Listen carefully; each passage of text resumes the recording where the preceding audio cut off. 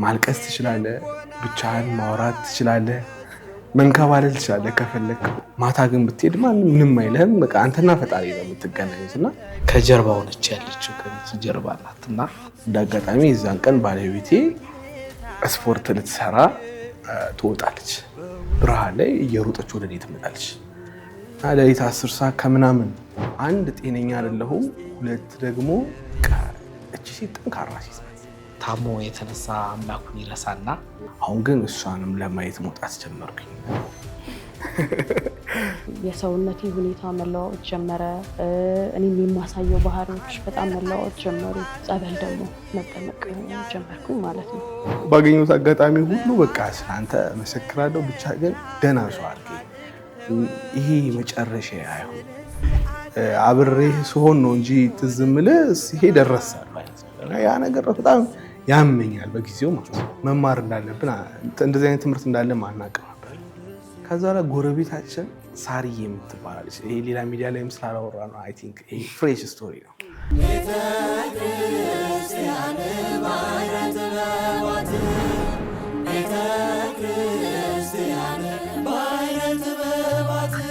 ሰላም ጤና ይስጥልን ክቡራን ተመልካቾቻችን፣ እንዴት ከርማችኋል?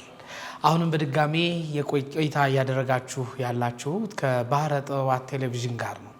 ዛሬ እንደዚሁ እንግዶች አድርገን ይዘንላችሁ የመጣ ነው። ለየት ያሉ እንግዶቼ ናቸው። በእርግጥ ሚካኤል ጥላሁን የበፊት እንግዳችን ነበር። ቤተሰባችን ነው፣ እናውቀዋለን ሁላችንም። አስተማሪ በሆነ ህይወቱ ብዙ ምክሮችንና ሀሳቦችን አጋርቶን አልፎ ነበር።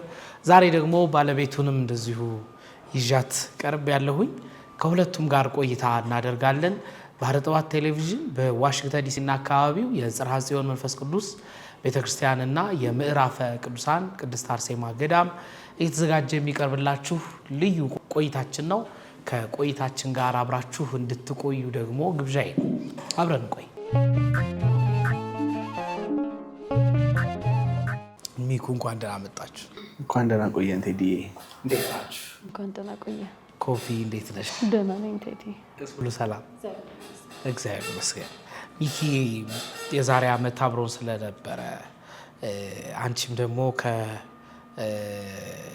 ከካሜራ ጀርባ አብረሽ ቆይታ አድርገሽ ነበር። ዛሬ ደግሞ እንዲሁ በአካል ተገናኝተናል እና ሁለታችንን የሚያገናኘን ምክንያት ደግሞ በዋናነት አዳዲስ ነገሮች በህይወታችሁ መፈጠሩና እሱን በማስመልከት ደግሞ ይሄ ትምህርት ይሆናል ብለን ስላመንን ብዙ የሚከታተሉን ሰዎች ምዕመናንም በደንብ እኛን ቢያደምጡ ጥቂትም ብትሆን ትምህርት ከኛ ይወስዳሉ ብለን እናምናለን እና በዛ ምክንያት ነው የተገናኘ ነው። ሚኪር ስለምናውቀው ኮፊ ካንቺ ልጀምር፣ እባክሽ ራስሽን አስተዋውቂ። እሺ፣ ትክክለኛ ስሜ ዮርዳኖስ ይባላል። በቃ የሚኪ ባለቤት ነኝ። ሚካኤል ጥላሁንን ብዙ ሰው ያውቀዋል። ሚኪ ከኮፊ ጋር የተገናኘበትን ጊዜ አይረሳውም ብዬ አስባለሁኝ። ስሟንም ያወጣላት አንተ ነህ። ከሱስ ለማገገም በምታገልበት ጊዜ መጀመሪያ ላይ ያጋጠመኝ ከባዱ ፈተና የእንቅልፍ ማጣት ችግር ነበር እና አልጋ ላይ እውላለሁ እንጂ አልተኛም እና ስፔሻሊ ደግሞ ሌሊት በሚሆንበት ጊዜ በጣም ይጨንቃል። መብራት ቢጠፋ ደግሞ አስበዋል፣ እንቅልፍ የለህም። በዛ ላይ መብራት ሲጠፋ በጣም በቃ የሚከባብዱ ሌሊቶች ነበር ማሳልፈው። ከሱሱ ተደብቄ ነው ያለሁት በዛን ሰዓት ላይ እና አንድ ሌሊት ግን ምን የሚል ሀሳብ መጣ ወደ አይምሮዬ፣ ለምን አልወጣም ማለት ሌሊትም ቢሆን አሁን ቀን ላይ ወጥቼ የምውልበት ቦታ ስለሌለ ቀንም አልጋ ላይ ነው ሙሉ፣ ማታ ደግሞ ያው ጨለማም ስለሆነ አትወጣም እና ማታ ላይ ግን መውጣት የሚል ሀሳብ ወደ አይምሮዬ እንዳጋጣሚ መጣና 9 ሰዓት አካባቢ ነው ተነስቼ ልወጣ ስል ያው የዛን ቀን እንዳጋጣሚ ጨረቃም የለችም እና ድፍን ጨለማ ሆኗል። ከዛ በቃ እስከ 10 ሰዓት አካባቢ ልጠብቅ ብዬ አልጋዬ ጠርዝ ላይ አረፍ ብዬ 10 ሰዓት ሲሞላ ከቤት ወጣሁ እና ከቤት ስወጣ ጸጥታው በጣም ደስ ይላል። ሰው የለም፣ ማንም የለም እና ሌሊት ላይ ስትፈልግ ብቻህን ማልቀስ ትችላለህ፣ ብቻህን ማውራት ትችላለህ፣ መንከባለል ትችላለህ ከፈለክ ምናምን። እኔ ደግሞ ያጣሁት ያንን ነፃነት ነው። ቀን ወጥተህ መንገድ ላይ ማልቀስ አትችልም። ቢከፋ እንኳን ሰው ምን ሆነ ነው ይልሃል። አሁን ቤተክርስቲያን ራሱ ሄደህ ማልቀስ እየከበደ ነው። ስታለቅስ ምን ነው የሚለው ሰው ይመጣል እና ማታ ግን ብትሄድ ምንም አይልህም። በቃ አንተና ፈጣሪ ነው የምትገናኙት እና በጣም ደስ አለኝ። ከነገ ጀምሮ እኔ ቀን ቤቴ ፊልሜንም እያየሁ እውላለሁ፣ ማታ ማታ ግን ወጥቼ ወክ አደርጋለሁ ምናምን ብዬ በቃ የመጀመሪያ ሌሊት ለማጣጣም እየወጣሁ እንዳጋጣሚ የዛን ቀን ባለቤቴ ስፖርት ልትሰራ ትወጣለች። ከዛ እኔ እየሄድኩኝ ከርቀት ከጀርባዬ ነው ማለት እና ብርሃን ላይ እየሮጠች ወደ እኔ ትመጣለች እና ሌሊት 10 ሰዓት ከምናምን እና ምን ሆና ነው ብዬ ነው ያሰብኩት እና ጠበኳት። ፍጥነቴን ቀነስ አደረኩና ስጠብቃት እሷ ሰክ ሰክ ሰክ ሰክ እያለች እየሮጠች አለፈች። ገረመኝ። ስፖርት እየሰራች ነው እና እንዴት በዚህ ሰዓት ላይ ወጣ? ሴት ልጅ ናት፣ ሰው የለም እና ስፖርት መስራቷ አስገርሞኝ እኔ ወደ ሚካኤል ሄድኩኝ፣ እሷ ወደ ስፖርት ቦታ ሄደች። ከዛ በኋላ በማግስቱ እኔ ሌሊት ላይ መውጣቷ ነገር ስለተመቸችኝ በማግስቱም ሌሊት ላይ ተመልሼ ወጣሁ። ስወጣ አሁንም እሷ ስፖርት ልትሰራ ትወጣለች። ከዛ በኋላ ይቺ ልጅ ጎበዝ ናት ማለት ብዙ ሴቶች አሉ እኛ አካባቢ፣ ግን ወንዶችም አሉ ስፖርት ለመስራት በእሷ እድሜ የሚወጣ የለም። እኔ ደግሞ በራሴ አይምሮ ውስጥ ደግሞ አንድ ጤነኛ አይደለሁም፣ ሁለት ደግሞ እንዴት ማለት ሰው ጊዜ ተርፎት ስፖርት ለመስራት በቃ እቺ ሴት ጠንካራ ሴት ናት እና እኔ ደግሞ ሰው ፈልግ ነበር ከዛ አልጋ ላይ የሚያወጣኝ እና እንውጣ እና እንብላ እና ቤተክርስቲያን እንሂድ ምናምን የሚለኝ ኢንቫይሮንመንት የለኝም ነበር እና እንጠጣ አይነት ብቻ ሰርክል ነበር የነበረ እና ከሱ ለመደበቅ ነው ቤት በቃ ማንም እንዳያየኝ ሙሉ ማድረው ማመሸው። ከዛ በኋላ በቃ እቺ ልጅ መታወቅ አለብኝ ብዬ ማሰብ ጀመርኩ። 3ኛ ቀን ስወጣ 3ኛ ቀን አሁንም ስፖርት ትሰራለች እና አስባት ጀመር። አሟት ነው የምትሰራው? ምን ሆና ነው የምትሰራው አይነት የሚል ሀሳብ ትሆንብኝ ጀመርና ቤተክርስቲያን ተሳልሜ እሷ ስፖርት ወደምትሰራበት ቦታ ተከተልኳት። ከዛ ላይ እዛ ጋር በቃ ክብ እየሰራች ስፖርት ትሰራለች። በጣም በጠንካራው ደግሞ የምትሰራው። እኔ ስፖርት የመስራት ፕሮግራም የለኝም ውስጤ እና በቃ እቺ ልጅ መታወቅ አለብኝ ታግዘኛለች አይነት ነገር ብዬ አስባት ጀመር። ከዛ በኋላ እንደዚህ በየቀኑ የምወጣው ድሮ ለሪሊፍ ብቻ ነበር። አሁን ግን እሷንም ለማየት መውጣት ጀመርኩኝ። ከዛ ላይ ስትቀር እንደውም ይደብረኝ ጀመር ማለት ነው። ወጥቼ እሷ ድንገት ጠዋት ክላስ ካላት አንዳንድ ቀን ትቀራለች ወይ ደግሞ አንዳንዴ እኔም እቀራለሁ አይነት ነገር እሱ የራሷን ታወራለች። ከዛ ላይ በየቀኑ ሌሊት የመውጣቱ ነገር እየተመቸ መጣ እሷን ለማየት።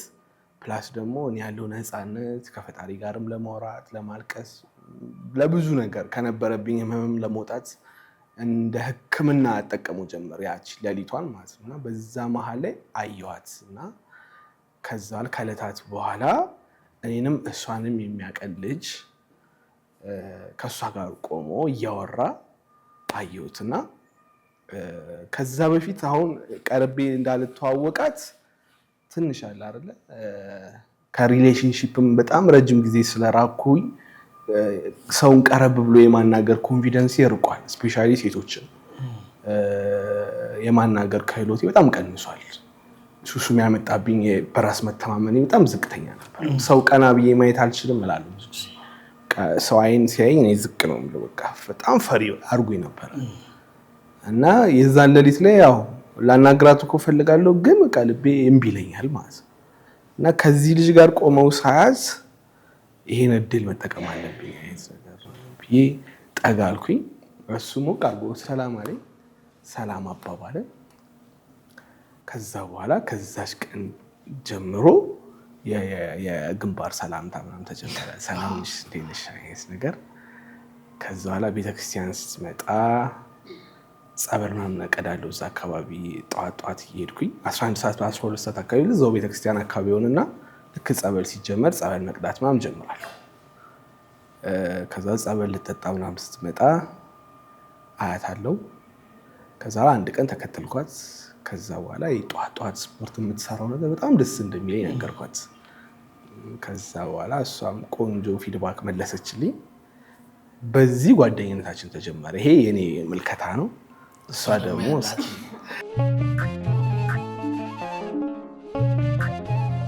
እንግዲህ ኮፊ የምትለዋን ሃይፈን ኒክኔም የተሰጠሽ በሚኪ ነው። ኮፊን ማንም አያውቃትም። ከጀርባ ሆነች ያለችው ከሚኪ ጀርባ ናት። እና ኮፊ ማናት? አስተዳደጓ እንዴት ነው? ስለሱ ንገሪኝ እስኪ ኮፊ። አሁን እሱ የጀመረው አንቺ ስፖርት ከመስራትሽ ጀምሮ ያለውን ነው። ያ ኮፊን ይገልጻታል ብለን እናስብ እንችላለን፣ ግን ሙሉ ለሙሉ ማንነቷን አይገልጽልንም። እና እስኪ ኮፊ አስተዳደግሽ፣ እድገትሽ፣ ትውልድሽ። እዚሁ አዲስ አበባ ውስጥ ነው ያው የተወለድኩት። ያደግኩት ከእናቴ ጋር ነው። ከእሷ ጋር ማለት ረጅሙን ጊዜ እሷ ናት ያሳደገችኝ። ወደ አፍሪካ ህብረት ቅዱስ ሚካኤል ቤተክርስቲያን አካባቢ ነው እዛ ተወልጄ ነው ያደግኩት። እዛው አካባቢ ባለ ትምህርት ቤት ነው የተማርኩት። ማለት ይሄ ከኬጂ ምናምን ከሚባለው ጊዜ ጀምሮ ማለት ነው። ከዛ በኋላ ያው ከ8ኛ ክፍል በኋላ ምናምን ነገር እሱ እንዳለክ ስፖርት በጣም ደስ ይለኝ ነበረ። ማለት ትምህርት ቤት ላይ ምናምን ነገር እንቀሳቀሳለሁኝ፣ ግን ይሄ ስፖርት የምወድ ሰው ህልሜ ምናምን የሆነ ሰው አይደለሁም። ግን እንቅስቃሴ ማድረግ በጣም ያስደስተኝ ነበረ እና በቃ ከዛ ጊዜ ጀምሮ ስፖርት መስራት ጀመርኩኝ ማለት ነው። ከተለያዩ ጓደኞቼ ጋር ወደ ስታዲየም አካባቢ ሄደን በቃ በጣም እሰራለሁኝ እና የሆነ ያስደስተኛል። ስፖርት የሚሰራ ሰው በቃ ራሱን በጣም የሚወድ ሰውና የሚንከባከብ ሰው ነው ብዬ አምናለሁና ከዛ ጊዜ ጀምሮ በቃ ስፖርት መስራት ጀመርኩኝ። በቃ ይሄ ነው።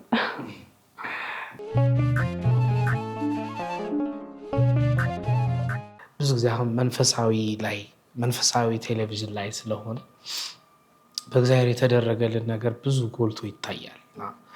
ብዙ ነው።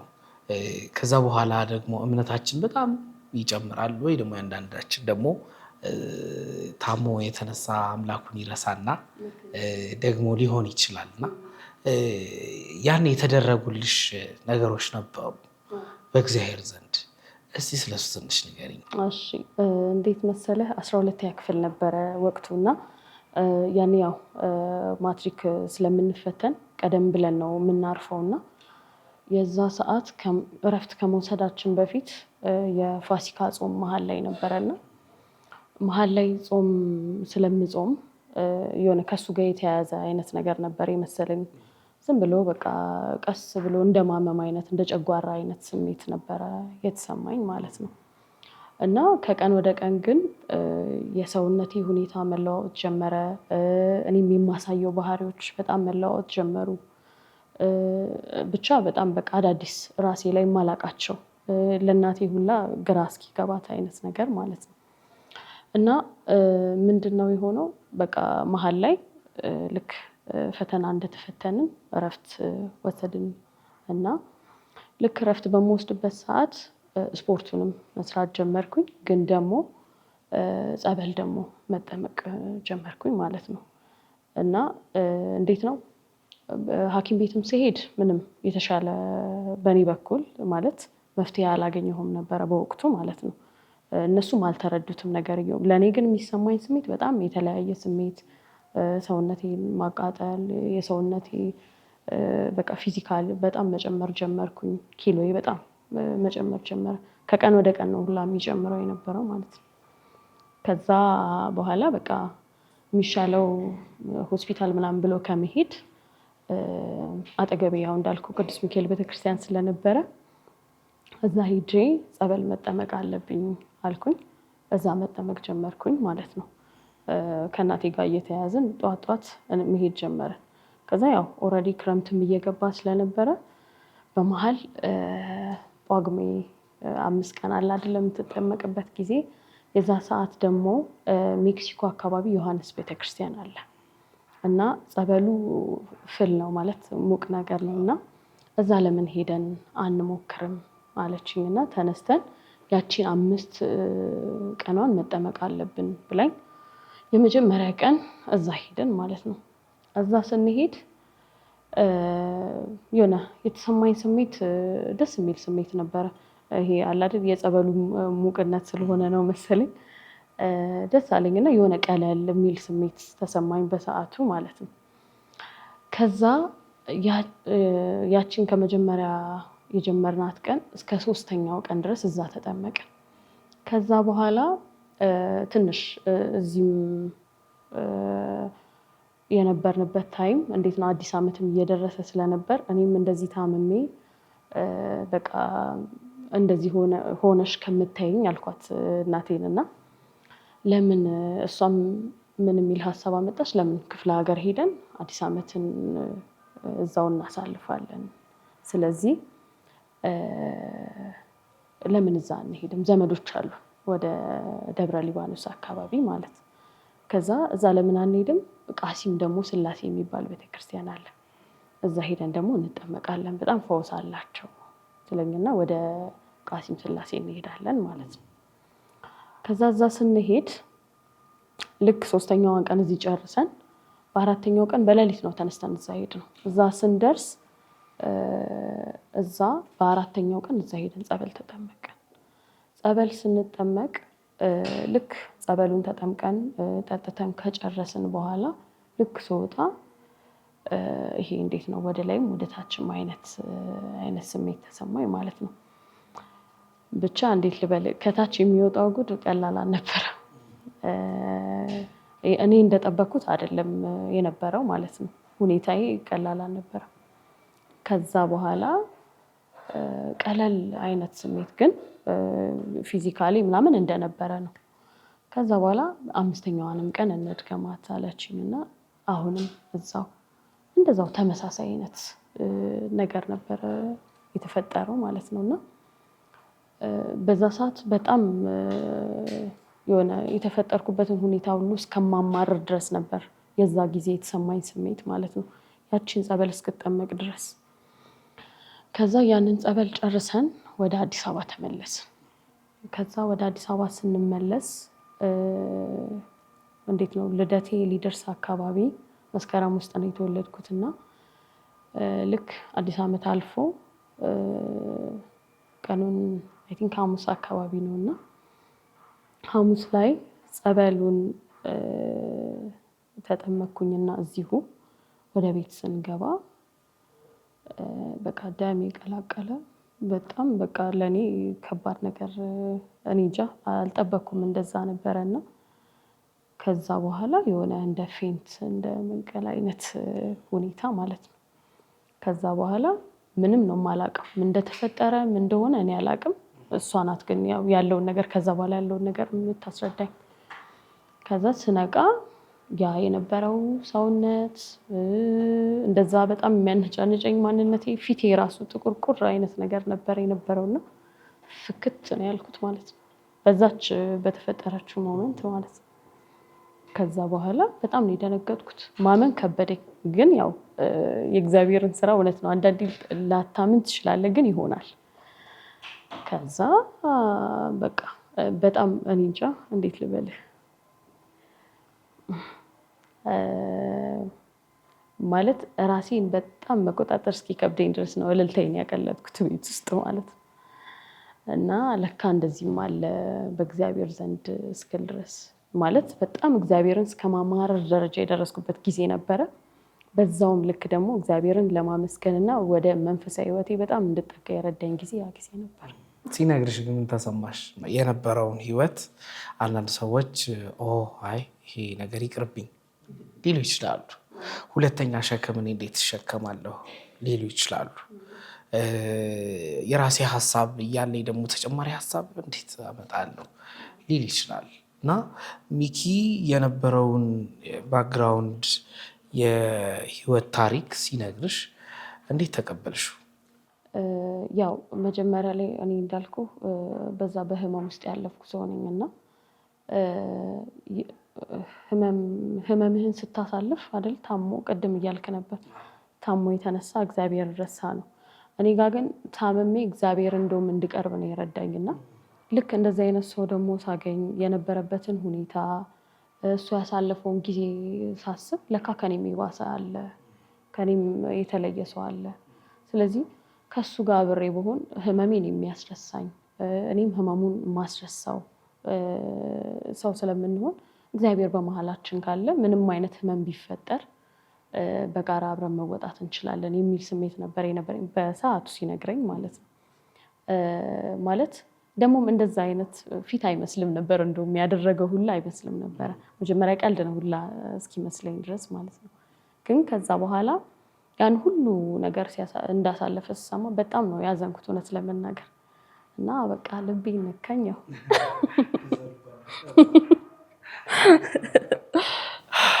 አይ ጥሩ ነበረ። ሚኪስ እንዴት ነበረ ስትነግራት? አልፈራህም ነበር? ትርቀኛለች፣ ትሸሸኛለች?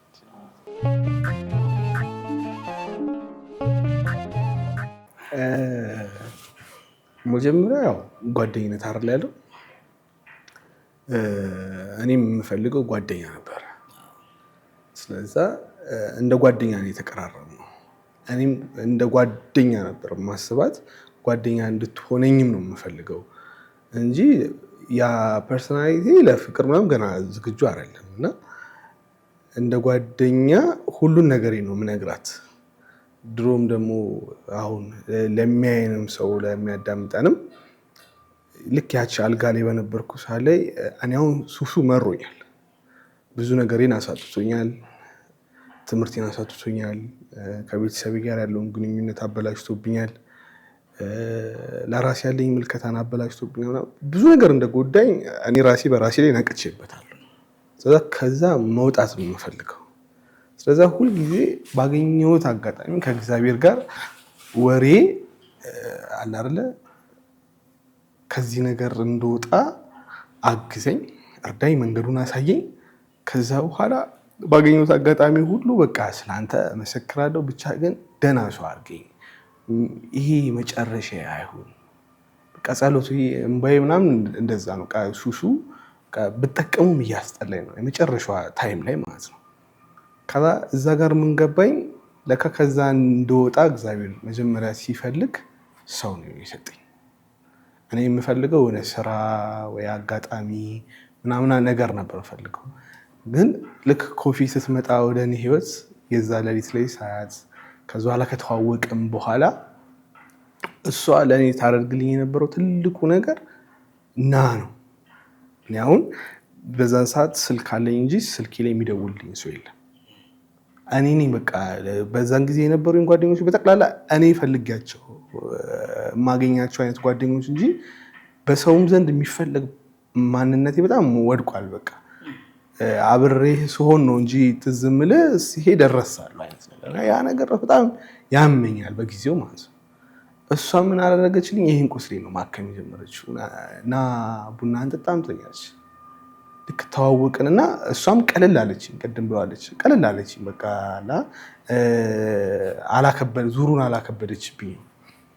በንጋታው ሳገኛት ሰላምታዋ መልካም ነው። እኔ ደግሞ በቃ አይደለ ሰላም ስትለኝ እሷን እያሰብኩ መሄዴ ቢያንስ ቤት ውስጥ ከማስበው ስትረስ ምናምን ሪሊፍ ያደርገኛል። ከዛ ደግሞ ስልክ ደግሞ ከተለዋወጥን በኋላ ደግሞ እየደወለች ና የት ነህ? እንጦጦ ማርያም እኔ እንሂድ በቃ አይደለ። ልክ ጓደኛ ስመሰረት ያው ከሷ በፊት ቴሌግራም ላይም ሃይም ባይ ምናምን እባባላለሁ። ፐርሰናሊ አላደርግም፣ ግን እንሂድ ካልኩኝ እንጦጦ እንሂድ የምለው እና ማንም አክሴፕት አድርጎኝ አያውቅም። እንጦጦ እንሂድ ስላት እሺ አለችኝ። ከዛ በኋላ እንጦጦ ሄደን እንጦጦን ተሳለምንና አስታውሳለሁ። ኤልያስ ደግሞ እንሂድ ጸበል ቦታውን አላውቀውም የኤልያስን ስትለኝ ያ ጫካ ውስጡ ምናምን ደስ ስለሚለኝ ኤልያስ ይዣት መጣሁና ረጅም ሰዓት አወራላታለሁ።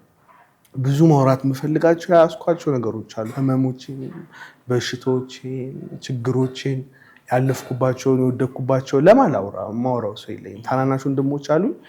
የእነሱን ጆሮ ብቻ ነው የምጠቀመው እና አሁን ሌላ ሰው ፈልጋለሁ። ስለዛ የዛን ቀን ኤልያስ ስንሄድ አስታውሳለሁ ያለች ታዳምጠኛለች። አወራለሁ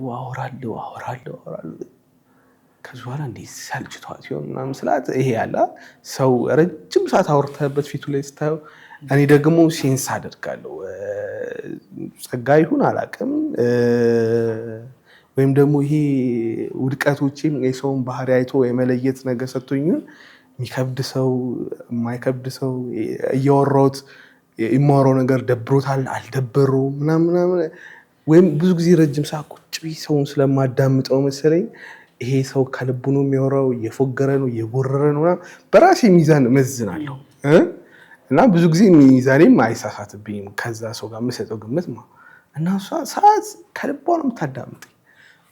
አውራ ነው የኤልያሱ ቀን ለእኔ ልዩ ቀን ነበር። የሚያዳምጠኝ ሰው አገኘሁ እና እግዚአብሔር በቃ አለ እቺን ጓደኛዬ የእውነት አልሰለችኋት። በዛ ሰዓት የማወራው ወሬ እኮ እንጨት ነው የሚለው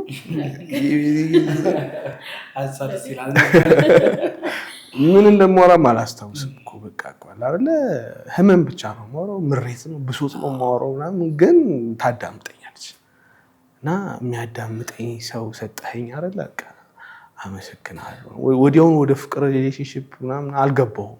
ይሄ ይጠንክርልኝ መጀመሪያ ነገር ከዛ በኋላ በቃ ያ ተረሳው ካሁን በኋላ ማንም አይፈልገኝም ምናምን የሚለውን ቁስሌን እየደወለች ና ስትለኝ አዎ በቃ ሰው ይፈልገኛል አይነት ነገር። ከዛ በኋላ ልብሴን ምናምን ትወስድና ታጥብልኛለች። ለእኔ በጣም ቢግ ዲል ነበረ እዛን ጊዜ። ብዙ ጊዜ ሚዲያ ላይ አወራዋለሁ። በቃ ልብሴ በጣም ይቆሽሽ ነበረ። እኔም አላጥብም ልብስ እና አንድ ልብስን 6 ወር 7 ወር ምናምን ለብስበት ጊዜ ነበር እና ልብሴን ትወስዳለች ታጥባለች ምናምን፣ ፀጉሬን ታስቆርጠኛለች በሙድ አድርጋ ምናምን፣ እኔን በሌላ አንግል ትንከባከበኝ ጀመረ። ከዛ በኋላ አይ እግዚአብሔር አሁን ሰው ሰጠኝ ማለት ነው፣ ማለት ከኔ በላይ ለእኔ የሚያስብልኝ በቃ እቺን ልጅ አቆይልኝ አይነት ነገር። ከዛ በኋላ ያ ቀስ በቀስ መላመዱ ምናምን ወደ ፍቅር እያደገ መጣ ምናምን። ከዛ በኋላ ግን አልነገርኳትም። አሁን የፍቅሩ ስሜት ቢሰማኝም ቢበላሽስ አይነት ነገር አያለው ሳይኖች እሷ ጋር። ከዛ በኋላ የሆኑ ኮርሶች ምናምን እንድማር እድሎች ምናምን ተከፋፍትልኝ ጀመረ እና እዛ አካባቢ ያሉ ሰዎችም ሚኪና ኮፊ በቃ አይደል እናንተ ለሽንት ቤት ብቻ ነው አይደል የምትለያዩት ማለት የሚሉ ነገር ሰዎች መጡ። በቃ እኔ ካለው እሷ አለች፣ እሷ ካለች እኔ ያለው ምናምን አንሰለቻችም። እንደውም በጣም አብረን መዋላችን ምናምን የሚያሰለቻቸን አይነት ነገር ነበር የሚመስለን። ግን እሷ ጋርም ላለው ክፍተት እኔ ጋርም ላለው ክፍተት እግዚአብሔር እርስ በርሳችንን እንድንደፋፋ ምናምን እያደረገን ስፔሻሊ ደግሞ የተበላሸውን ማንነታችን እንድንሰራ ስፔሻሊ ለእኔ የእሷ አጠገቢ መሆን ራሴ ስክን ብዬ እንዳስብ ከዛ እንዳነብ ከዛ ላይ ቤተክርስቲያን ድሮ ሲሄድ ገብቼ እስኩጣርስ ምሬት ነበር። አሁን ተመስገን በቃ እያየኸኝ ነው ማለት ነው፣ ሰው እየላክልኝ ነው፣ እየሰማኸኝ ነው ምናምን። አሁን ደግሞ እንደዚህ አይነት ስሜት የተሰማኝ ነው እና እንዴት ነው ከፍ እናድርገው ዝቅ እናድርገው እያልክ ብቻ ደስተኛ መሆን ጀመርኩኝ። አሁን ድሮ ደስተኛ አልነበርኩም። አንደኛው ትልቁ ችግሬ ልስቅ እችላለሁ እንጂ የውሸት ነው ምስቀው።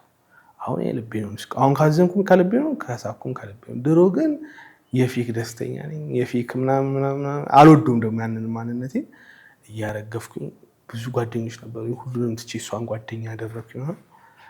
ከዛ በቃ እየወደድኳት መጣሁ።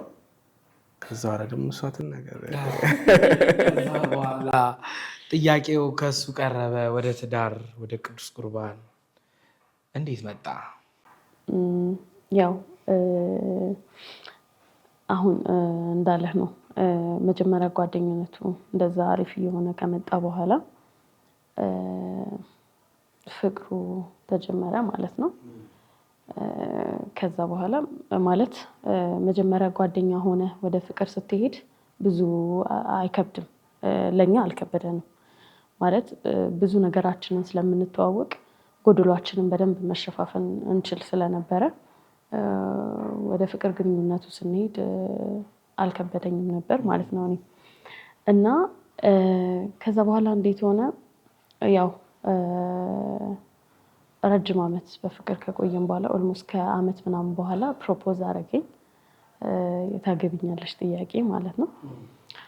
ከዛ እኔም ተቀበልኩት። ምክንያቱም የሆነ ፍቅር ውስጥ እያለን ባይጠይቀኝ ራሱ ፈልግ በቃ እሱ ነው ባሌ የሚል ስሜት ተሰማኝ ማለት ነው። ከዛ በኋላ እንደዛ እያልን ብዙ ነገሮችን ማስተካከል ጀመርን። ማስተካከል ስልህ በተለይ መንፈሳዊ ህይወት ላይ ትንሽ እኔ በጣም እንደውም ደካማ ነኝ ከሱ ይልቅ ማለት እሱ ካሳለፈው ነገር አንፃር ሞር ወደ መንፈሳዊ ነገር በጣም የመጠጋትና ስለ ቤተክርስቲያን ስለ እግዚአብሔር የተለየ እውቀት እንዲኖር በጣም የሚፈልግ ስለነበረ በጣም ብዙ ነገሮችን ያጠና ነበረና እኔ ደግሞ እንዴት ነው ቤተክርስቲያን ሄዶ ከመሳለም አለፍ ሲልም አንዳንዴ ከማስቀደስ ውጪ ብዙም ጥልቅ የማውቀው ነገር የለም። እና ወደዛ በጣም እንድንሳብ እዛው ቤተክርስቲያን ላይ የተለያዩ ኮርሶችን እንድንማር አብረን መማር ጀመርን። ከዛ በኋላ እነዛን ነገሮች ካደረግን በኋላ የምንጋባው በቅዱስ ቁርባን ነው የሚል ሀሳብ ከሱ መጣ ማለት ነው። እኔም በጣም ደስ ይለኛል አልኩኝ። ሀሳቡ አልነበረኝም እውነት ለመናገር ግን አይ አልፈራሁም። መጀመሪያ ላይ ምንም እንትን እንዳልኩ ነው ከሱ የሚመጣውን ሀሳቦች በሙሉ ደስ ብሎኝ ነው የምቀበለው። ስለዚህ ያው ያለኝ ነገር መጥፎ ነገር አይደለም፣ በጣም መልካም ነገር ነው። ግን እንዴት ነው እኛ ልጅ ሆነንም እያደግንም ስንመጣ የምንሰማው በቤተክርስቲያን ያገባ ሰው ምንም ማያረግም የሆነ ብቻ የምትባላቸው የሆነ የፍራቻ ዓለምን ማያይ አይነት እስኪመስል ድረስ ነገር ነውና እሱ ነገር ትንሽ ሀሳቤን እንትን ሊልብኝ ፈልገው ነበር። ግን በሰዓቱ ፈቃደኛ ስለነበርኩኝ ብስራተ ገብርኤል ኮርሱ ይሰጥ ነበረ እንደዚህ የቅድመ ጋብቻ ማለት ነው። ግን ይሄንን ደግሞ አጋጣሚ ሆኖ አንድ የሱ ጓደኛ ነበረ እንጦጦ በሱባኤ የሚተዋወቁ ማለት ነው። እሱ ነበረ ሀሳቡን የነገረው እንደዚህ እዛ ብስራተ ገብርኤል እኮ ከሷ ጋር ልትጋቡ ካሰብክ ይሄን የቤተክርስቲያን የቅድመ ጋብቻ ትምህርት ይሰጣሉ፣ ለምን እዛ አትማሩም ይለዋል። ከዛ እንደውም እሱም እሺ ምናምን ብሎ ለእኔ ሀሳቡን ነገረኝ። ግን እኔም በሰዓቱ ሄጄ እንትን አላልኩም ነበር። ግን ራሱ ጓደኛው አስመዝግቦን ምናምን ነገር ተደውሎ ተጠራን ማለት ነው። ከዛ በኋላ እዛ ኦልሞስት 3 ወር ነው 4 ወር ምናምን ብቻ ቆንጆ ጊዜ አሳለፍን። የቅድመ ጋብቻውን ትምህርት ተማረን ማለት ነው። ይሄ ይመስላል። አሁን ቅድም መጀመሪያ ላይ ጓደኝነት ጊዜ ነበረ። ከዛ ከጓደኝነት ጊዜ በኋላ ወደ ፍቅረኛነት ሆነን እና አሁን ከጓደኝነት ወደ ፍቅረኝነት መቀየሯን በጣም የምታስጨንቅ ጊዜ ነበረች። ከዛ ከፍቅረኝነት ደግሞ ወደ ባለትዳርነት ደግሞ ለማደግ ደግሞ ሌላ ማለት ምንም የለንም እና ምንም ሳይኖር ደግሞ ማሰብ ደግሞ ከባድ ነው። ግን ደግሞ ፍላጎታችን ደግሞ እያደገ መጣ። ግን በአቅማችን ሶሻል ሚዲያ ላይም ምናምን የምንንቀሳቀሳቸው የተወሰነ ገቢዎች አሉን ግን በቂ አይደለም ትዳር መስርቶ ምናምን ለመኖር ማለት ነው። እና ይሄ እንትን ነበረ። አሁን ከፍቅረኝነቱ ደግሞ አመታት ካለፈ በኋላ አሁን ደግሞ ወሬያችን ደግሞ ወዴት ነው? ወደ ትዳር ውስጥ እንገባለን አንገባም የሚለው ሀሳብን ይዤ ወደ ሱባኤ ገባሁና ሱባኤ መሀል ላይ ነው በቃ ቅድም ያለችው ወዳጄን እንዱ ጸበል ለመጠመቅ ስንሄድ በጣም መወዳት ልጅ አለች ምናምን ፍቅረኛዬ ናት። ግን አፕዴት ማድረግ እንፈልጋለን ግን ምንም ሳንቲም የለንም እና እና ደግሞ የሶሻል ሚዲያው ላይ ደግሞ የምናየው በእኛም ዙሪያ ያሉ ሰዎች ምናምን አቅማቸው ኖሮም ሳይኖርም ተንጠራርተው ደግሰው ምናምን ስለሚያደርጉ እሱ ነገር ሊቀርብን ነው ምናምን። ፋሚሊም የሆነ ነገር ይፈልጋል። ስለዚህ ለእነሱ ብለን ልንቆይ ነው። እኛ ደግሞ አልፈለግንም መቆየቱን። በቃ አይደለ አብረን ለማደግ አብረን ለመኖር ኦልሬዲ ተስማምተናል። ስለዛ መወሰኑን ግን ፈርተን ነበር እና ያንን ውሳኔ እንድንወስን መማር እንዳለብን እንደዚህ አይነት ትምህርት እንዳለ ማናውቅ ነበር። ከዛ ላይ እንዲህ እኮ ቅድመ ጋብቻ እኮ ቤተክርስቲያን ታስተምራለች። እሺ በጣም ደስ ያለኝ። ከዛ ላይ ታስተምራለች። አዎ የት?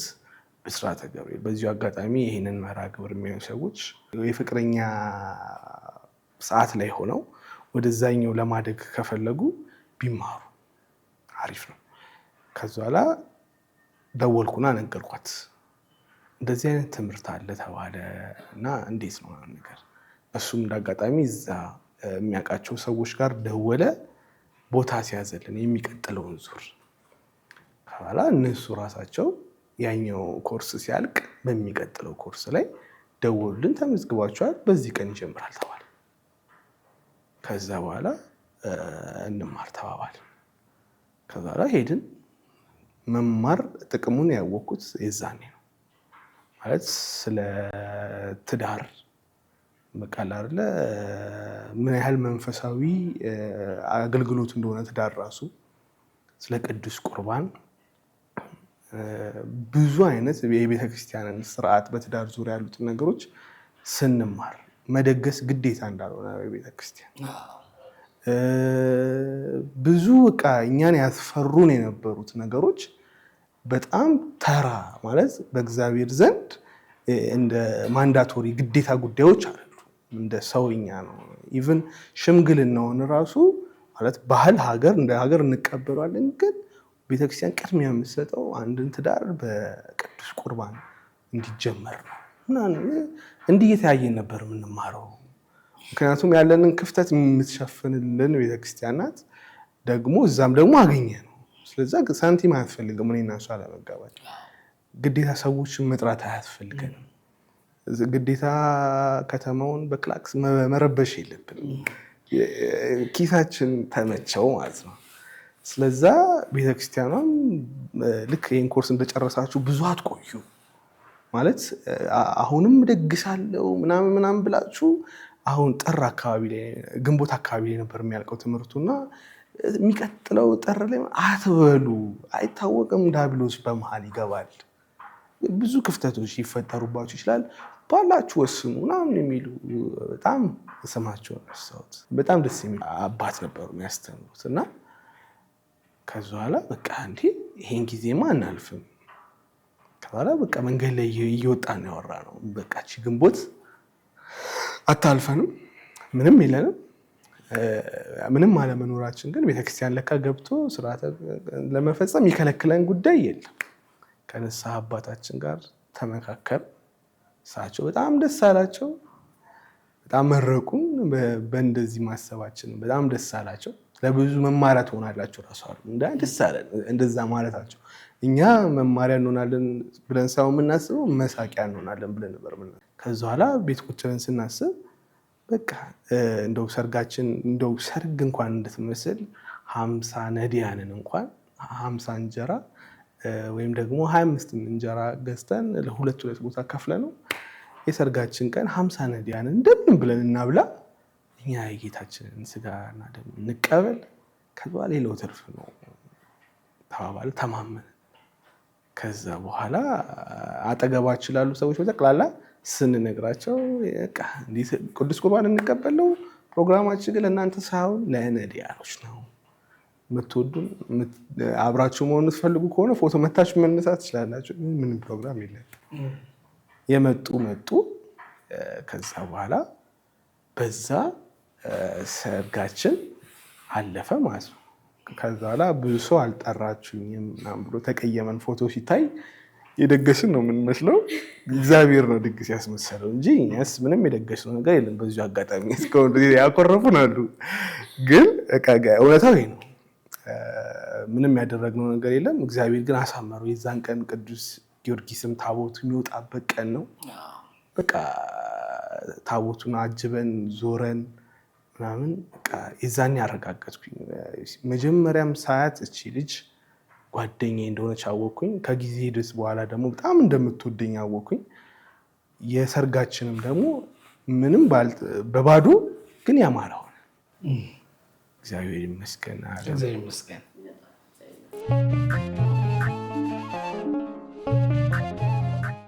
ለቤተሰቦች ግን ስትነግሪያቸው ኮፊ የሚኪ ባክግራውንድን ሰምተው በአንድም በሌላም ሰምተውት ሊሆን ይችላል ብዬ ላስብና ምን አይነት አቀባበል ነበራቸው? አንዳንድ ሰው ደስተኛ ላይሆን ይችላል።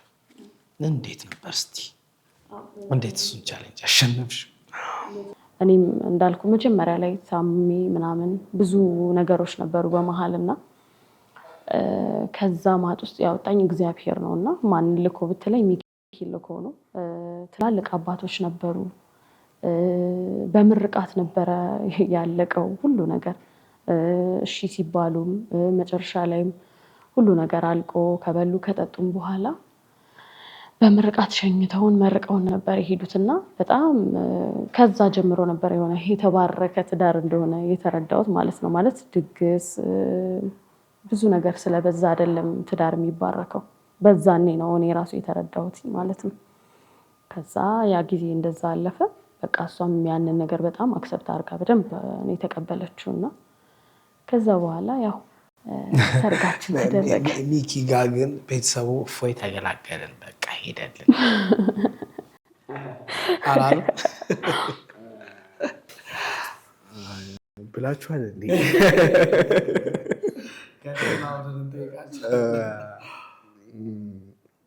እኔም አብዛኛውን ውሳኔ ብቻዬን ነው የወሰንኩት።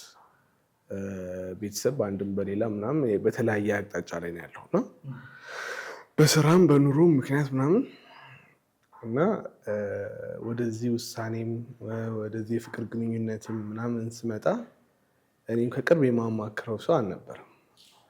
ስለዛ ሁሉን ነገሬን ተማክሬ የጨረስኩት ከእሷ ጋር ነው። ከዛ በኋላ ከመድኃኒዓለም ጋር ከዛ በኋላ መጨረሻዋን 11ኛውን ሰዓት ነው ኦፊሻል ያደረግኩት። የሸኮልኩ የመሰላቸው አሉ፣ ስህተት አይነት ውሳኔ የወሰንኩ የመሰላቸው አሉ። በጊዜው ብቁ አልነበርኩም ማለት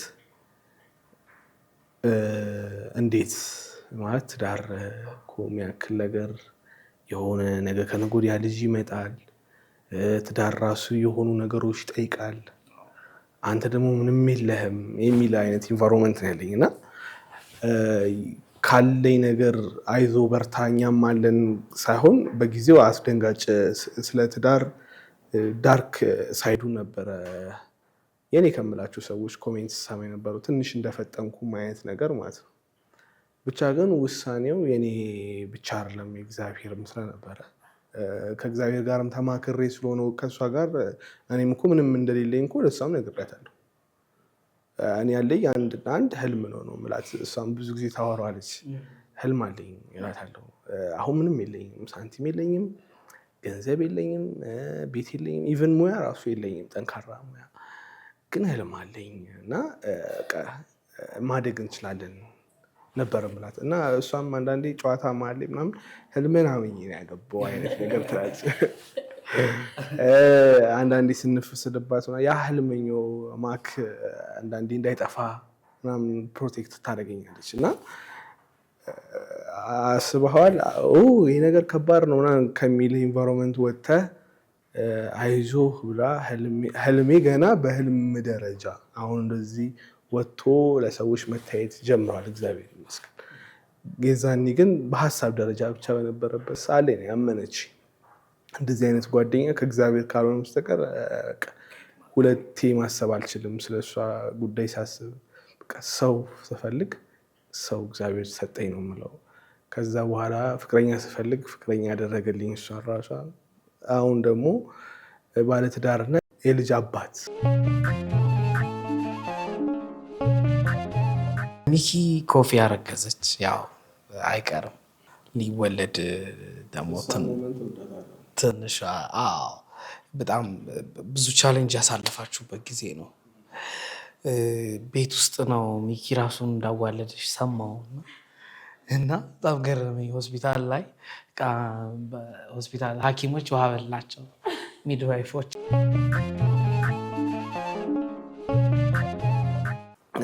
ወደ አያት አካባቢ ቤት ተከራየን።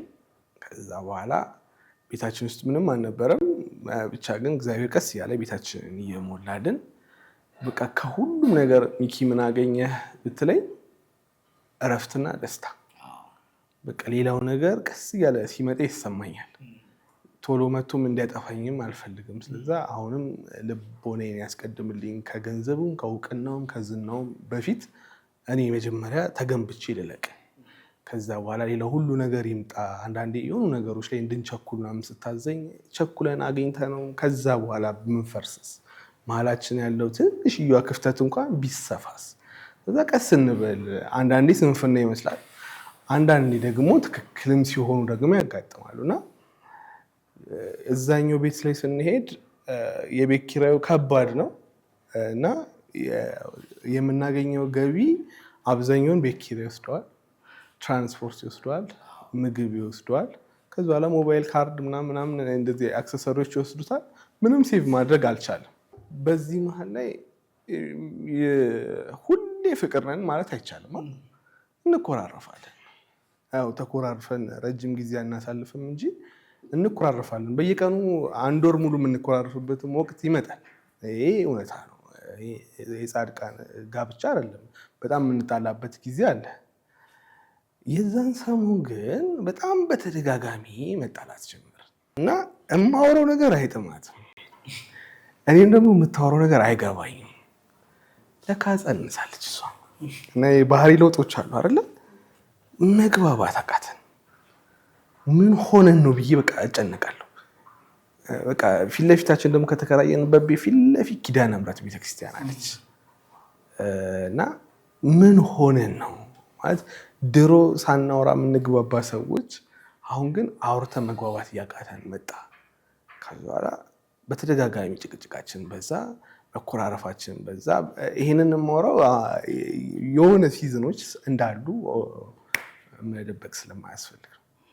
ከዛ በኋላ ጎረቤታችን ሳርዬ የምትባላለች፣ ይሄ ሌላ ሚዲያ ላይም ስላላወራ ነው፣ አይ ቲንክ ይሄ ፍሬሽ ስቶሪ ነው። ሳርዬ የምትባላለች እና በጣም ደግ ጎረቤት አለ አይደለ? ክፉ ጎረቤት ይስጣችሁ እንላለን። ክፉ ጎረቤት ዕቃ ያስገዛል። ደግ ጎረቤት ግን በቃ ቢርበን ቢቸግረን ጎራ ብለን የምንበላበት ቤት ናት። እሷም ምግብ ይዛለን መታ የምትጠይቀን አይነት ሴት ናት። በጣም ነው የምንወዳት እና ውሃ እየቀዱ አየቻት። እናት አይደለች፣ 3 ልጆች ወልዳለች፣ ብዙ ልጆችን አሳድጋለች። አየቻትና ኮፊ ግን እንዴ ነው አርግዝሻል እንዴ አለቻት። እኛ አሁን በዛን ሰሞን ላይ ውጥረታችን በጣም ጠንክሯል። ነገራችን፣ መሀላችን፣ ሰላማችን ቀዝቀዝ ብሏል። ተኮራርፈን የምናመሽበት ጊዜ በዝቷል። አርግዘሻል እንዴ ስትል ጆሮ ውስጥ ገባ ማለት ነው። ከስትገባ ኮፊ ሰሞኑ ልክ አይደለም ምን እንደነካ አይ ቲንክ አሁን ሳር እያለችው ነገር እውነት ሳይሆን አይቀርም። እስኪ ሄደን ቼክ እናድርግ ተባባለን። ከዛ ቢሆን ምን ይመስልሃል አለችኝ። በጣም ደስ የሚለኝ ማለት ልጅ የእግዚአብሔር ስጦታ እንደሆነ አሁን እዛ የተማርንበት ትምህርት ቤት ላይ ያገኘናቸው ብዙ ነገሮች ውስጥ አንደኛው ልጅ እኔና እሷ ገንዘብ ስናገኝ ቤት ስንሰራ መኪና ስንገዛ ይደርሳል፣ ግን እስከዛ ድረስ የሚቆይ ጉዳይ አይደለም። እግዚአብሔር ከፈቀደ አሁን ምንም በሌለን ሰዓትም ከነ ጥበቡ ሊሰጠን ይችላል እና ለእሱ ነገር ፈሪዎች አልነበረም። ግን ረስተነዋል ለካ ልጅ መሀል ላይ ሊመጣ እንደሚችል ማለት ነው። ከዛ ቢመጣ ደስ ይልሃል አለችኝ። በቃ ፊል አደረግኩት። ገና ደስ ይልሃል ወይ ስትለኝ በቃ ሰሞኑ የነበረን ይሄ ፍትጊያ፣ እሷ ጋር የነበረው የባህሪ መለወጥ በቃ ገባኝ። ሰምቲንግ ሆዷ ውስጥ አለ አልኩኝ። ከዛ ነገ ላይ ጠዋት ላይ ቀሰቀሰችኝ፣ እንሂድ አለችኝ። ከዛ በኋላ ሄደን ከዛ በኋላ ነፍሰ ጡር ናት ማለት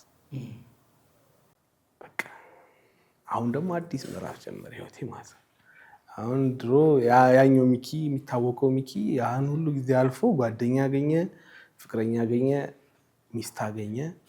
አሁን ደግሞ በሚስት ውስጥ ደግሞ ልጅ የኃላፊነት እውነት ልክ እሷ የዛን ቀን አለ ስትለኝ በቃ ውስጤ የሆነ ነገር ሲቀያየር ይሰማኛል። በቃ አባት ስለሆነ ከአሁን በኋላ በቃ ወጣትነት ምናምን ከአሁን በኋላ ይሄ ቅዝቅዝ አለ። ከአሁን በኋላ አባት ነኝ፣ ከአሁን በኋላ ኃላፊነት አለብኝ ወደሚል ማንነት ላይ እንድቀየርና ከዛች ቀን ጀምሮ በቃ በየቀኑ ምርመራ ባላት ቁጥር ለደቂቃ ተለይቻት አላውቅም። እስከ መጨረሻው ሰዓት ድረስ ቃል አይደለ የጤንነቷን እሷን ፕሮቴክት ማድረግ ጀመርኩ። እንዳትወድቅ፣ እንዳይከፋት በዚህ ሰዓት ላይ መጥፎ ነገሮችን ከመዝሙር ውጭ ሌላ ነገር ምንም ነገር እንዳታዳምጥ ምናምን አይነት ነገሮች በቃ ያለኝን መስጠት አለብኝ። ሌላ ምቾቱ ኮንፈርቱ ባላሟቻችላትም ብቻ ግን ለእሷ ምቹ የሚሆኑ በአቅሜ ማድረግ የምችለውን አደረግኩ። እሷም ደስተኛ ሆና ያለ ህመም እርግዝናዋ አለቀ እና አብዛኛውን ጊዜ ጤነኛ ነበረች። በየምርመራው በሄድን ቁጥር ቀስቀል ነው ልጅቷ በጣም ጤነኛ ናት። በቃ ደስ የሚል ዜና ነው የምንሰማው። በቃ ቀን መቁጠር ጀመርን። እሷ የምትመጣበት ቀን እየጠበቅን የመጨረሻው 9ኛ ወር ላይ ደረስን እና 9 ወሩ ከመድረሱ በፊት እንደው አሁን ሆዷ በጣም በገፋ ጊዜ እናወራለን። በኦፕራሲዮን ነው የምወልደው ምናምን አይነት ነገር ትለኛለች። ከዛ በኋላ መልሳ ደግሞ በኦፕራሲዮን መውለድ እንደማትፈልግ ትነግረኛለች። ማለት እኔ አምጬ መውለድ እችላለሁ አይነት አመለካከት አላት። ልጅም እኮ ተምጦ ሲወለድ ያለው ስሜት እናትና ልጅ መሀል ምናምን የሚሉ ወሬዎች እናወራለን እና እኔ አምጣ እንድትወልድ ነው ኤክስፔክት የማደርገው። እሷም አምጣ መውለድ ነው የምትፈልገው። 9ኛ ወር ላይ ግን የመጨረሻ 8 ወር ሙሉ ስትመረምረን የነበረችዋ ዶክተር እንዳጋጣሚ ተቀየረች። ያቺ ማለት እናት ነበረች፣ አብሯት ወንድ ነበረ። መልአኮች ናቸው። በቃ ምንም መጥፎ ነገር አያወሩ። በቃ ማርገዟ እኔም አባትነቴን ቆንጆ ስሜት እንዲሰማኝ አድርገውኝ፣ አባትየው ና የልጅህን ድምፅ ስማ፣ ልቡን ስማ፣ ይሄ እርግጫው ነው፣ ይሄ ልቡ ነው ምናምን እያለ በቃ ኤክሳይትድ የሚያደርጉ ዶክተሮች ነበሩ። መጨረሻ ላይ ግን የገጠመችን ትንሽ ኮስተር ያለች ናት ተቀይራ። ከዛ ላይ ወረቀቱን ግልጥ አደረገች። ይሄ ነገር እኮ ጊዜው አልፏል አለችን ገና ስትጀምር። ምን ነው ጊዜው ያለፈው? ኧረ እኛ 9 ወር ሙሉ ሰላም ነበርን፣ ጊዜው አልፏል እንዴ ምናምን ነገር። 42 ሳምንት እኮ ገብቷል አለች። 42 ሳምንት አልገባም። 42 ሳምንት ምንም የምጥ ስሜት የላትም፣ የምጥ እንትን የላትም። ስለዛ ቢያንስ አቆጣጠሩ ወይ ማሽኑም ተሳስቶ ሊሆን ይችላል እንጂ ገና ናት እንላታለን። አይ ይሄ ነገር መጥፎ ነው፣ ልጁ ውስጥ የሆነ ነገር ሆኖ ሊሆን ይችላል ማለት ነው። ለእኛ አሁን 9 ወር ሙሉ ስንስቅ የነበርን ሰዎች 1 ሳምንት 2 ሳምንት ሲቀራት እንደዚህ አይነት ዜና መስማት ያስደነግጣል።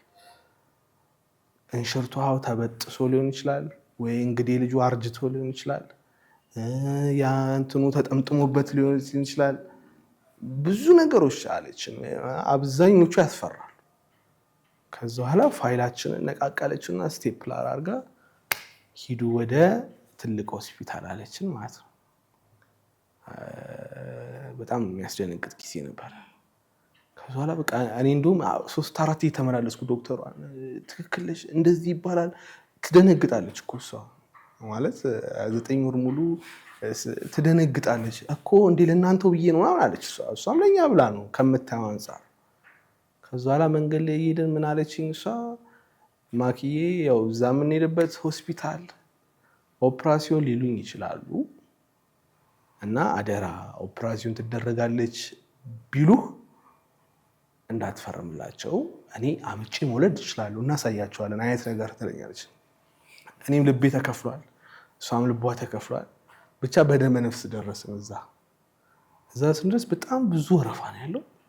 9 ወር ሙሉ ያላየነውን ግፊያ ምናምን። ከዛ አንዱ በኦፕራሲዮን ምክንያት የሆነ ነገር ሆናለች፣ አንዷ ደግሞ ማርገዟ የሆነ ህመም አምጥቶባታል። ብዙ ስቃዮች ሰማን። እኛ 9 ወር ሙሉ ያልሰማነው። ከዛ በኋላ እዛ ስትገባ እሷ ደሟ ጨመረ። ከዛ በኋላ ደምሽ ጨምሯል አሏት እነሱ። አረ ደህና ናት ዶክተር፣ ማሽኑ ያስቸግራል ነገሩ አለች። ማሽኑን ቀይሪ፣ እሷ ደሟ ከፍ ያለ አለ። ማሽን ልትቀይር ሴት ኮፊ ታረጋጊ።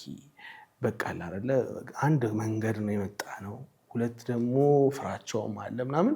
ለዛ ነው ምትሽ ትክክል አይደለም። ስለዛ አንቺ ታረጋጊ።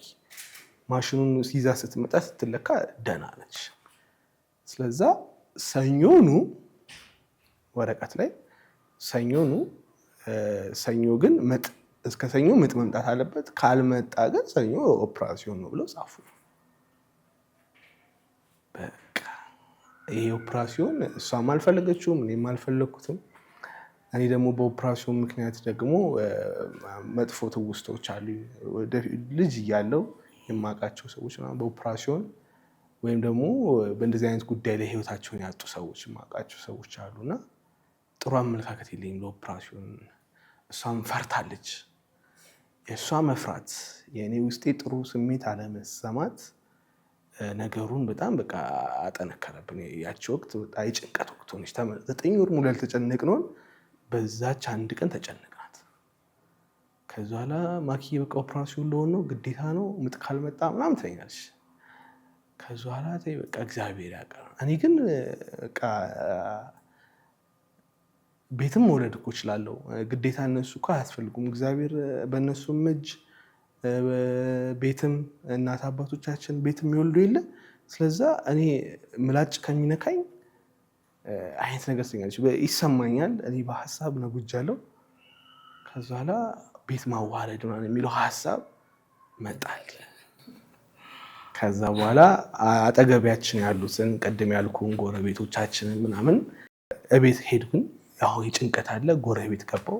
እንደው እንዳጋጣሚ ግን ይሄ ምጥ መጣ ቢባል ሌሊት ላይ ቢመጣ ያለንበት ቦታ ለመኪናም አይመችም፣ ባጃጅ ነው የሚያወጣን። ስለዛ እንደው መጣ እንኳን ቢባል እንዴት ነው ማታ ታዋልዱናላችሁ አይደል ምናምን ብዬ እንደ ቀልድ ነገር አወራው። ማለት ድንገት ምጧ ቢመጣ የሚያዋልድ የሚያግዘኝ ሰው ሮጬ እንድጠራ ማለት። አረረ ሚኪ ይኸው ቀኑ እየደረሰ ከሆነ አደራህን ወደ ጤና ጣቢያ ወይ እዛ ሂዱ ወይ ደግሞ እናቷ ጋር ትሂድ። እናቷ ጋር ከሆነች ጤና ጣቢያውም ቅርብ ስለሆነ እንጂ እንደዛ የሚባል ነገር የለም። በዚህ በሰለጠነ ዘመን ቤት ውስጥ ምናምን አይሆንም ነው። በዚህኛውን ጎረቤት እንደ ቀልድ አድርጌ ያነሳው አይሆንም። ስለዛ የሚያዋልደኝ የለም። ስለዛ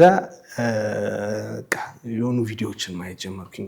ሆምበርዝ ቪዲዮዎችን ድሮ እንደ ቀልድ እናይ ነበረ።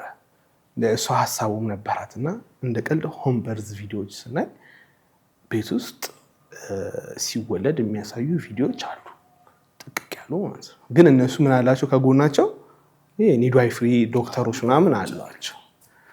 አሁን እኛ ጋር የጎደለው እሱ ነው እንጂ ቤት ውስጥ እንደሚወለድ አወቅ። ከዛ በኋላ ቤት ውስጥ ምጥ ሲመጣ ምን ማድረግ እንዳለብን ደግሞ በግልጽ የሚያሳዩ ዶክተሮች ደግሞ አሉ። ምን ሰዓት መግፋት እንዳለባት፣ ምን ሰዓት መግፋት እንደሌለባት፣ ምን አይነት ስሜት ሊሰማት ሲችል መቆም እንዳለባት፣ መቀመጥ እንዳለባት ዲቴል የሚያስተምሩ አስተማሪዎች አሉ። ከእሱም ቪዲዮዎች ማየት ጀመርን። ስፔሻሊ እኔ ነኝ የማየው ቪዲዮዎቹ። ድንገት በቃ አይደለ ከመጣ ያለሁት እኔ ነኝ። እሷ ደግሞ መሄድም ፍላጎት የላትም። እኔም ደግሞ ብትሄዳ አይምሮ ምን ይስላል። አሁን ምጡ መጣ እና ይዣት ሄድኩኝ። ኦፕራሲዮን ስትሆን ባይ ኤኒ ሚንስ የሆነ ነገር ሀፕን ቢያደርግ ነግረኝ ነበር እኮ ማለት አልፈልግም ብላኝ ነበር። ስለዛ እኔ ነኝ እዛ ውስጥ የከተትኳት የሚለው ነገር ይበለጠብኝ አይምሮ ላይ ማለት ነው። ቤት ውስጥ የሆነ ነገር ይፈጠር ይችላል የሚልም አለ እኮ፣ ግን ደግሞ ያኛው ይበልጣል። በቃ ያለ ፍላጎቷ አንተና ምን አሉ እያለች ከዛ በቃ እንደው መድኃኒዓለም እንዳታሳፍረኝ አምናሃለው፣ ከብዙ ጉድጓድ ጨለማ እንዳወጣኝ ይሄንን ጊዜ እንዳሳልፈኛለን። በቃ አሁን ቴስት ማድረግ ነው እግዚአብሔርን የፈለኩት። ያንን ሰዓት በጣም ከባድ ጊዜ ነው። ቀላል አይደለም ስሜቱ፣ በጣም ከባድ ስሜት ነበር። ምጧ ሲመጣ በር የቆለፍኩባት ሞመንት አለች። እስከዛ ድረስ ወላውል ነበር። ድንገት የሆነ ነገር ቢፈጠር ይፈራለሁ። ከዛ በኋላ መጣሁ የመጨረሻ ምጧ ምናምን ጀማመራት። ከዛ በኋላ አሁን ኮፊ እንሂድ ወይስ ደግሞ እዚሁ እንውለድ አልኳት። ያው የምጠራው ሰው የለኝም ጎረቤት። እዚሁ እንውለድ ማኪዬ እግዚአብሔርን ታምነዋለህ አይደል? በቃ በአንተ እጅ ላይ ያስወልደኛል እግዚአብሔር አለች። እንደዚህ እያለች በአንተ እጅ ላይ እግዚአብሔር አያስወልድሽም ማለት ያህል ነው የተሰማኝ። በሩን ስቆልፈው በቃ የዛኔ ሼኪንግ ብቻ ግን ውሳኔ ነው። በቃ ልክ ስቆልፈው እሷም ምጧ በጣም ጠነከረ። ግን ቪዲዮዎች ላይ ሳያቸው የነበሩ ነገሮች አሉ። ይሄ ልጁ 9 ወር ሙሉ በዚህ ጋር ነው ጭንቅላቱ የሚቀመጠው፣ የምትወልድበት ቀን ነው የሚሽከረከረው እና ያ ሙመንት ያማል። ስለዛ ያ ሙመንትን ጥርስ መንከስ ነው በቃ ያለው አማራጭ ነው የሰማሁት ቪዲዮ ላይ። ዞሮ እስኪጨርስ ድረስ ጥርስሽን ትነክሻለሽ። በቃ ልጇን መቶ ሊጀምር ማኪዬ ልግፋ ትለኛለች። ገና ዞሮ አልጨረሰም እንዳገፊ በቃ ቤት ውስጥ እየተንቆራጠጠች በርሜል ውስጥ ሙቅ ውሃ አስቀምጣ ሙቅ ውሃ ውስጥ ምጥ ያቀላል ምናምን ይላል ቪዲዮ ላይ። እዛ ሙቅ ውሃ ውስጥ እየተቀመጠች እየተነሳች ምናምን ዞሮ እስኪጨርስ አማጥናት አብረን። ከዛ ትንሿ ዮርዲ ተወለደች። እግዚአብሔር ይመስገን። ግን ድፍረት ይጠይቃል። ወይ ደፋር ናችሁ በጣም በእውነት ማንም አይሞክረው።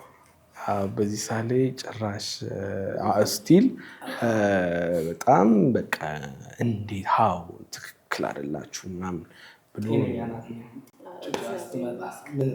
ከዛ ወደ ሆስፒታል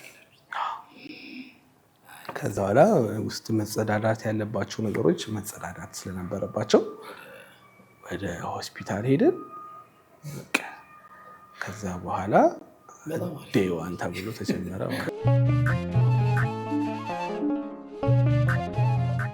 በሁለታችሁ ትዳር ውስጥ እግዚአብሔር አለ።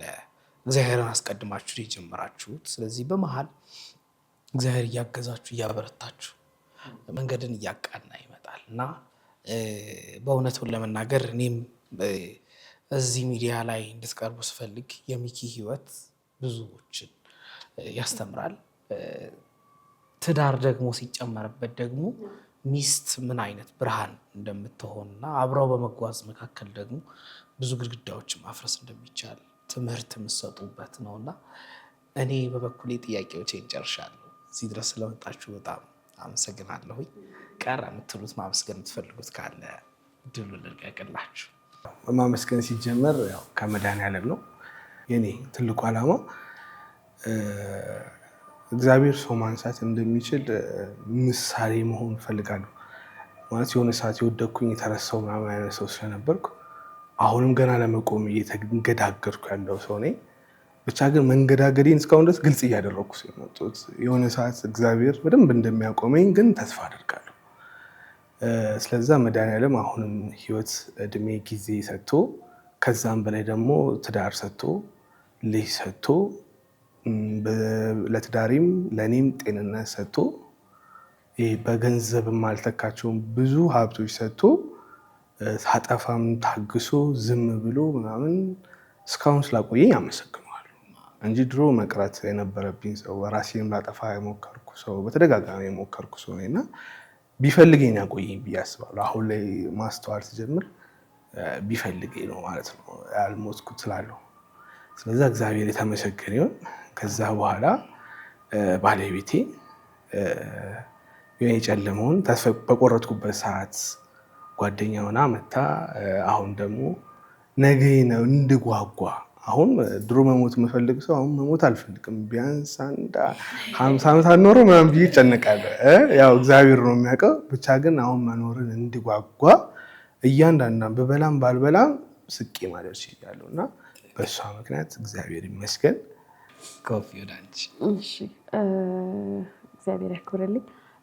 በቅድሚያ አሁን ላለንበትም እስካሁን ድረስ ላለፍነውን ፈተና በሙሉ ያሳለፈን የቅድስት ድንግል ማርያም ልጅ ክብር ምስጋና ይግባው። እዚህ ቦታ ስንደርስ ያው በሱ ቸርነት ነውና ሁሉም ነገር ያልፋል። እያየሁት ነው ያለፉት የልጄ መወለድ፣ ባሌን ማግኘቴ፣ ብዙ ነገሮች የተፈተንኩባቸው ፈተናዎች እሱም ያለፋቸው ነገሮች በሙሉ በእግዚአብሔር እርዳታ በጣም ያልፋሉና አሁንም ያለው ጊዜ ያልፋል። በዙሪያችን አለን አይዟችሁ ጎብዙ ለሚሉን በአጠቃላይ ለሁሉም ሰዎች እጅግ አድርገን እናመሰግናለን። አንተንም እዚህ አክብረህ ስለጠራህ እናመሰግናለን። አመሰግናለሁ ኮፊ። የተወደዳችሁ ተመልካቾቻችን ስትከታተሉት የነበረው ባህረ ጥበባት ቴሌቪዥን ነበር። ባህረ ጥበባት ቴሌቪዥን በዋሽንግተን ዲሲ እና አካባቢው የጽርሐ ጽዮን መንፈስ ቅዱስ ቤተክርስቲያን እና የምዕራፈ ቅዱሳን ቅድስት አርሴማ ገዳም እየተዘጋጀ የሚቀርብላችሁ ልዩ ሳምንታዊ መርሃ ግብራችን ነው። ከመርሃ ግብራችን ጋር አብራችሁ ስለነበራችሁ ከልብ አመሰግናለሁ። መልካም ቀን ይሁንላችሁ።